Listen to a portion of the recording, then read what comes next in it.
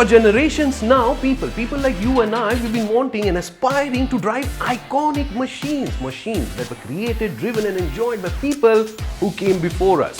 But now, there's a whole new generation of cars. There's a whole new generation of questions, and because I happen to stand here right in front of you, welcome to Power Drift, there's a whole new generation of answers to the future of mobility. So let's begin with our first question. Why are electric vehicles so expensive?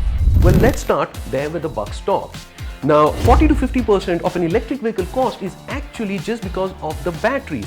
That's because manufacturing processes, techniques, raw materials and all that used in making a petrol diesel powered engine along with the gearbox combination, well, they have been redeveloped, reimagined and refined for the last 100 years. But as the demand for electric vehicle rises exponentially, well, the cost of manufacturing these lithium-ion batteries will go down too. Okay, so the second question we asked is, are electric vehicles really expensive to run? Now, this is a very interesting question to ask, because this is a question that concerns all of us. If you were to buy the MG ZS EV, it would take about 19 kilowatt hour to 100 kilometers, which is the equivalent of, say, 2.2 liters of petrol to 100 kilometers. Now, considering that petrol costs rupees 78 and electricity unit is rupees 4.5, it would cost you just rupees 85 to go 100 kilometers in an electric vehicle, but it would cost you rupees 170 to go the same distance in a petrol powered car. Numbers are tentative and subject to change. Please refer to the final below. So, as you can guess, and no cookies for guessing,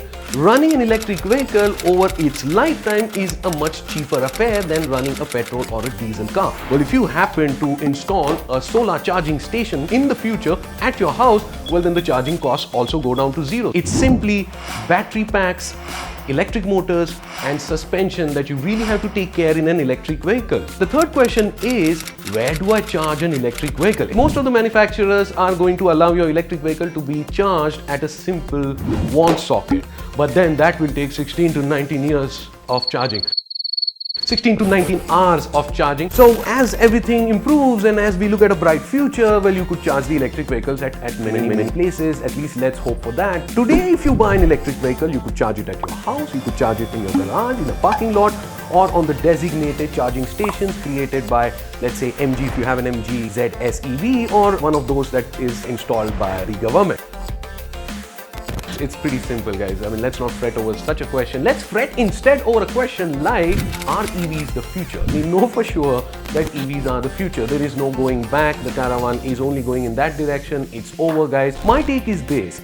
The future of mobility is changing. When the youth today grows up, well, they're not really aspiring to drive a car. They don't see their father having a car that they want to have later when they grow up, because right now they're growing up seeing an Uber or an Ola being booked. They are not wanting to grow old and buy cars and then drive them into the mountains or anything like that. They're just wanting to transport themselves in comfort and luxury.